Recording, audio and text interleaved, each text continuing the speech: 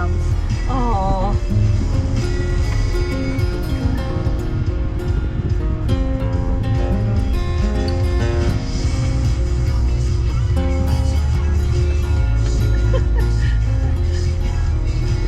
Look at this little lamb that's brown and white.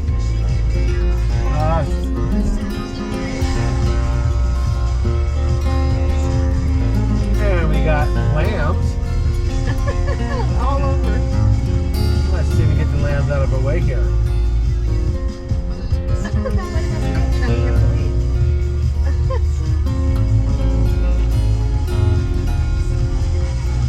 You got another working dog right here. Yeah. Hey, buddy. Hi.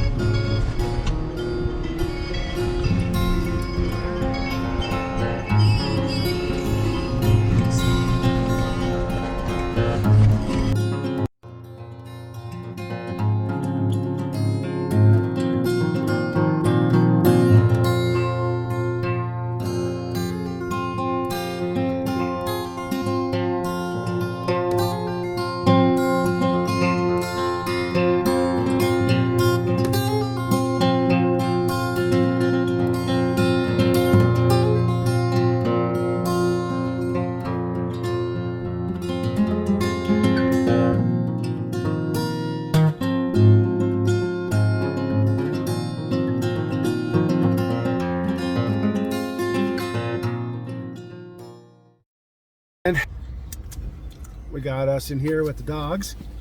Hi. And there's Pearl. Pearl's smiling to the camera. Where's Myrtle? Myrtle's over here by my shoulder.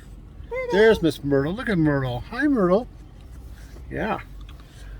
And again, we're on the first part of the BDR for us, which is section 6. I just want to give you a little idea. Stop fighting, girls. There you go. That's what I wanted to do. Okay. People always ask, how far are you guys here now? Yeah. So I want to see. Are you guys fighting, or are you guys just fighting. playing? They're play fighting. Oh. Myrtle. Oh. I've noticed when they get overly hot, they start fighting. What are you doing, silly? She's smiling when she's growling. And Pearl's not even paying attention to her at all. That's why she's growling at her. Probably. Girls' windows are big, so Pearl had her head out right then. Not anymore. Not anymore. Okay.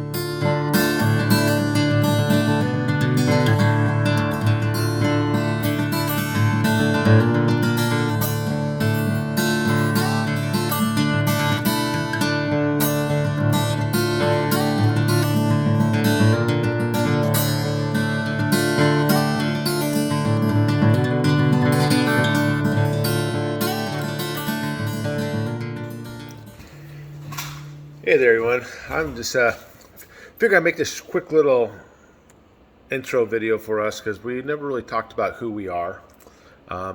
We are Ghost Overland, my wife and I. We've been overlanding since I'd say probably the mid '90s. You know, when you have a bunch of kids and you're a poor college student, you know, off-roading is one of the best ways to go on vacations, to have some enjoyable vacation time with your kids. It doesn't cost a lot of money. And yeah, we used to do it in an old Suzuki Sidekick for a long time, then a Chevy Tracker. So we've evolved quite a bit up to the 4Runner now. The 4Runner is actually a pretty capable vehicle, as you'll see in some of our sections. I have the foresight of knowing what all the sections were like, because I'm already at home. And but I figured I would do these little videos in between on each section because I really want to go over what each section's really like. We watched quite a few videos of the Colorado BDR. Most of them are motorcycle based. There's only one really out there was automotive based, and it really does not touch well on what each section's like for those of us who have off-road vehicles, overlanding vehicles for that matter. And so I just want to share some insights in these sections. Now, we are hauling an OPUS trailer. It's an off-road trailer. It's very capable. It's probably even more capable than the 4Runner, although I will let you know we did damage it on this trip, but not very badly. And just to fill in a little bit more, if there's an easy section on this trip and a hard section, we always took the hard section. Look at the smile on my face. The hard sections, believe it or not, were hard. Not so much because, you know, they're hard trails, but they're hard because we took a trailer where it says, trailer not really advised on this section. We did it anyways. So I think you guys will enjoy that. So I'm going to talk over some of the video we had on section 6, which was our first section. So sometimes we kind of get confused. We're talking about, oh, this is section 1, but really it's section 6. We did it backwards.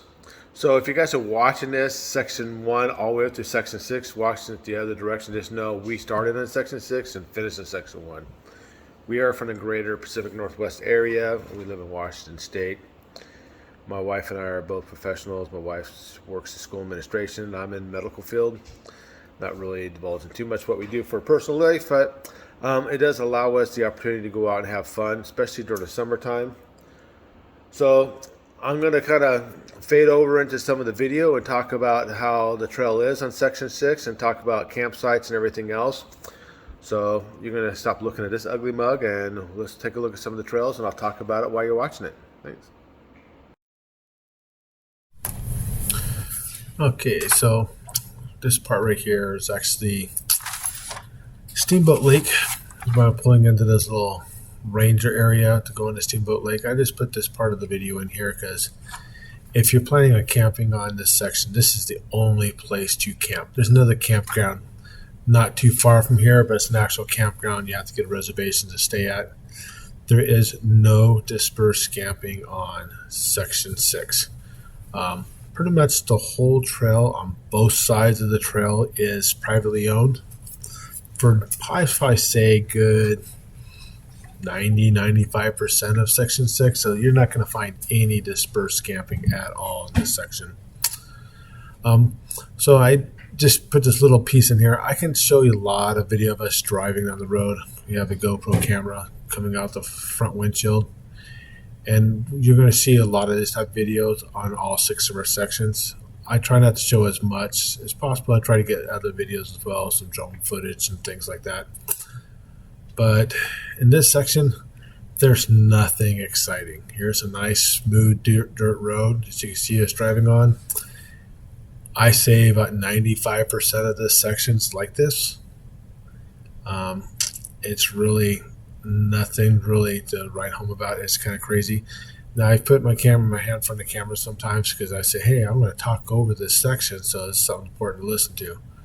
But unfortunately in this area, we had the windows down and all that wind noise just made the GoPro audio pretty much unusable. So, but we did find one place to camp just outside of Steamboat Springs. When you finally come to town, there's a place called Gardner Reservoir. There's 2 great campsites right on the lake as it's part of the reservoir. And there's another reservoir about another 1.5 miles up the trail from the Gardner Lake Reservoir. And I think there's a couple of campsites there. I can't tell you for sure because I actually didn't venture all the way up that way. And I'm going to finish up my talking when we're actually driving down the road to that reservoir. I think you'll really enjoy it. That campsite was incredible. We actually got that from another video from another YouTuber group that actually did this trail. SA4, they didn't really add a whole lot what you're going to expect.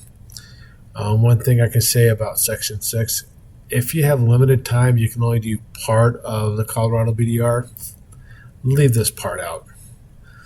This part, it looks like it's only here so that we can connect the this BDR with the Wyoming BDR and still be on somewhat gravel roads, although as you can see here, These gravel roads are very well maintained. They're just one step shy of being paved. I mean, you can pretty much drive any speed you want. As you can see, we're driving down this road, even though I'm going 10 times speed right now. It's really only 4 times speed, but you know what I mean. You'll see houses on both sides of the road. It's just kind of crazy. Some of these lodges you're going to see in this area, though, are just absolutely incredible.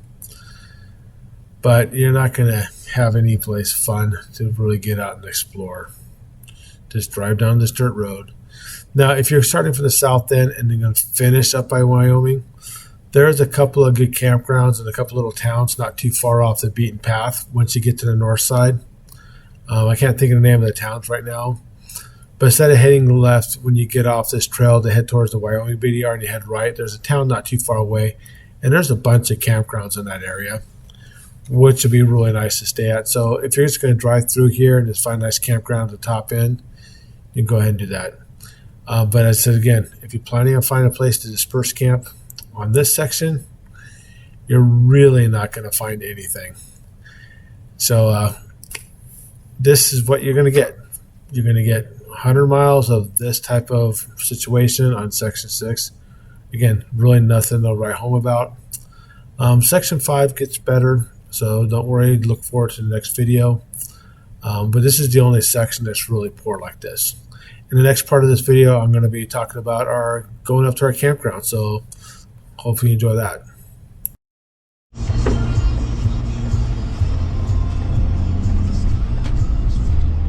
So we had to go off-road quite a while. Well, not off-road, to get to a place that we could camp. And so now we are at, what's the name of the reservoir, honey?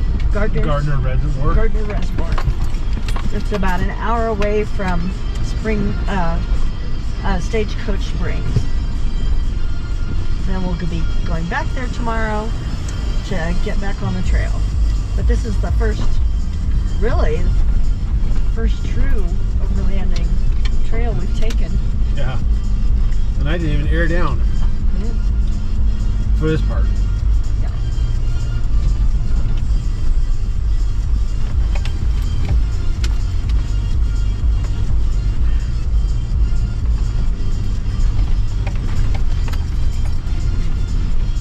This is probably why they said it would take you 40 minutes more to go up, because you need a good vehicle.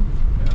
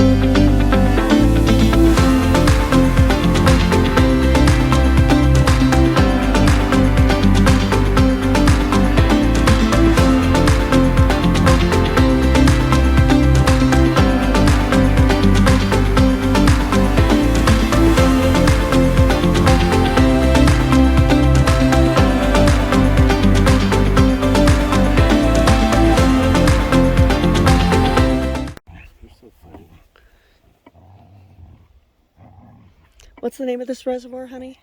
This is called Gardner Reservoir. We're at Gardner Reservoir in Colorado. This is July 8th, the morning of July 18th. We're on section 5. Well, we had to drive off section 5 of the Colorado BDR. Here's the dogs having fun in camp. And we're pretty sure a pack of coyotes came around this little reservoir last night, but they didn't sound like any coyotes I'd ever heard of. Sounded more like hounds of hell. Dogs were a little freaked out this morning. They didn't even bark. Myrtle, go get Pearl. Go get Pearl. Where's Pearl? Does she have that stick? Go get that stick. Go get that stick. Get her. Get her, Myrtle.